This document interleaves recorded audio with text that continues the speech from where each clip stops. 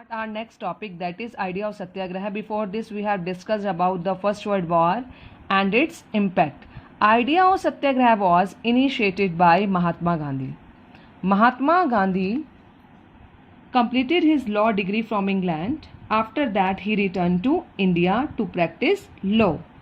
Then he went to South Africa in 1893 and stayed there for 20 years. 1893 में वो south Africa गए और वहाँ पर कितने साल के लिए रहे? 20 साल के लिए। There he saw lot of discrimination between black and white. Gandhi ji himself faced that discrimination, so he decided to start satyagraha over there against the racial discrimination and there he got a success. वहाँ पर उन्होंने खुद discrimination face किया white and black के बीच में, तो उन्होंने वहीं पर ही सत्याग्रह को इनिशिएट किया। वहां पर उन्हें इसके लिए बहुत सक्सेस मिली। तो उनका फर्स्ट एक्सपेरिमेंट कहां पर हुआ?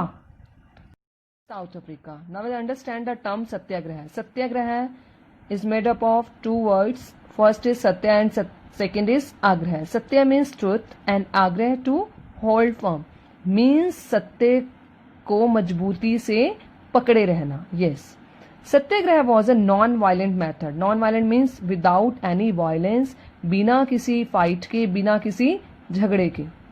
The idea of satyagraha emphasise the power of truth and need to search for truth.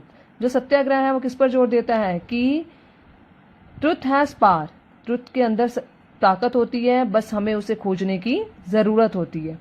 If your cause was true, मतलब अगर आप जिस रीजन के लिए लड़ रहे हो वो ट्रू है, and if the struggle was against injustice, injustice means अन्याय के खिलाफ है, किसी बुरी चीज के खिलाफ है, then there is no need to use physical force to fight. वहां पर हमें फिजिकल फोर्स का यूज करने की कोई भी जरूरत नहीं है, हम वहां पर जीत हासिल कर सकते हैं। तो दैट इज अबाउट सत्याग्रह।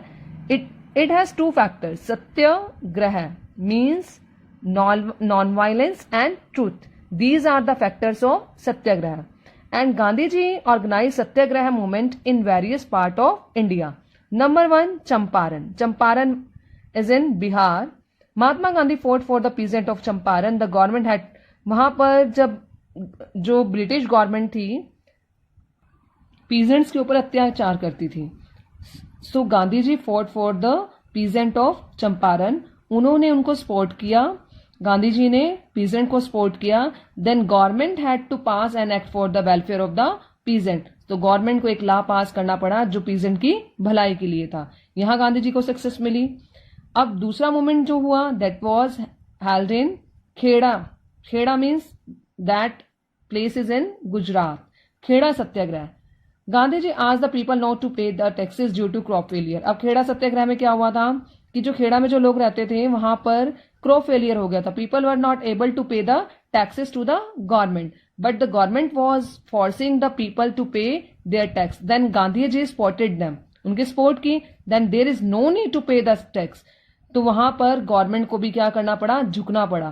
कि वहां भी गांधी जी को सक्सेस मिली कि गवर्नमेंट को फिर लोगों की बात माननी पड़ी और उनके जो टैक्सेस थे उनको आगे उन्होंने ट्रांसफर कर दिया कि आप नेक्स्ट ईयर में पे कर सकते हो। तो यहां भी गांधी जी को success milli.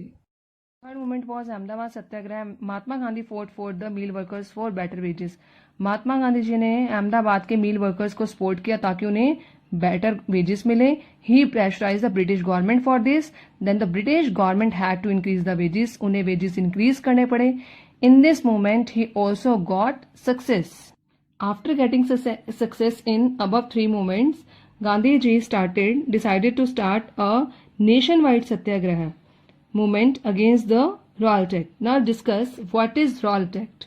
Rowlatt Act was an oppressive act introduced by the British government in 1919. किसने स्टार्ट किया? British government. In which year? In 1919. It gave enormous power to government to crush the political activities. इस movement ने government को इतनी power दे दी, British government को इतनी power दे दी कि अब कोई भी इंडियन जो पॉलिटिशियन है अगर वो कोई भी एक्टिविटीज करता है, they try to crush the activities of those politicians and allow detention of political prisoner without trial for 2 years. If they detain means अगर उन्हें किसी पे शक होता है, किसी भी पॉलिटिकल लीडर्स पे, तो वो उनको अरेस्ट करेंगे कितने ईयर्स के लिए, 2 ईयर्स के लिए, विदाउट एनी ट्रायल, मतलब उनके ऊपर उन्हें कहीं पेश नहीं किया जाएगा, क्योंकि अगर सुप्रीम कोर्ट में या किसी भी कोर्ट में पेश किया जाता है तो उनके ऊपर कार्यवाही चलती है, अगर उनकी गलती नहीं होती तो उन्हें छोड़ दिया जाता है। बट यहाँ पर 2 साल तक कोई ट्रायल नहीं होगा, मतलब गलती है या नहीं है, उन पर्सन्स को प्रिजन में ही रखा जाएगा। तो लोग क्या थे, इस एक्ट के अगेंस्ट थे। They raised volume for this, they raised a voice against this act, but this act was passed despite the united opposition of the Indians. So how the people reacted against this act? Here are the reason. Mahatma Gandhi wanted non-violent civil disobedience movement against unjust law. महात्मा गांधी जी ने क्या किया, इस movement के against क्या की, आवाज उठाई। और ये जो मूवमेंट स्टार्ट हुआ, किससे स्टार्ट हुआ, हड़ताल से स्टार्ट हुआ। On 6 April rallies were organise, rallies निकाली गई इसके ऑपोजिशन में, इस एक्ट के ऑपोजिशन में। वर्कर्स वेंट ऑन स्ट्राइक, उन्होंने भी सपोर्ट नहीं किया, वो भी स्ट्राइक पर चले गए। शॉप्स वर क्लोज, दुकानें बंद हो गई। On 10 April police in Amritsar fired upon a peaceful procession, उन्होंने, जो लोग थे वो इकट्ठा हुए थे प्रोसेशन करने के लिए, जुलूस निकालने के लिए, पुलिस वालों ने उनके ऊपर क्या कर दी, फायरिंग करनी शुरू कर दी। तो लोग अगेंस्ट हो गए, किसके, पुलिस के अगेंस्ट हो गए, ब्रिटिशर के अगेंस्ट हो गए। Then people attack the banks, उन्होंने बैंक्स पे भी अटैक किया, post office and railway station.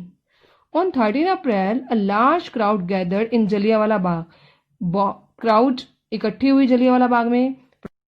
They gathered in a peaceful way in Jallianwala Bagh to protest against the arrest of their leaders. उन्हें सिर्फ arrest किया गया था, जो उनके लीडर्स, उनके प्रोटेस्ट में वो वहां पर इकट्ठे हुए थे। बट वहां पर भी बहुत ही उन लोगों के साथ गलत हुआ, जो हम नेक्स्ट वीडियो में पढ़ेंगे। So these are the main events which happened after the passing of the Rawat Act.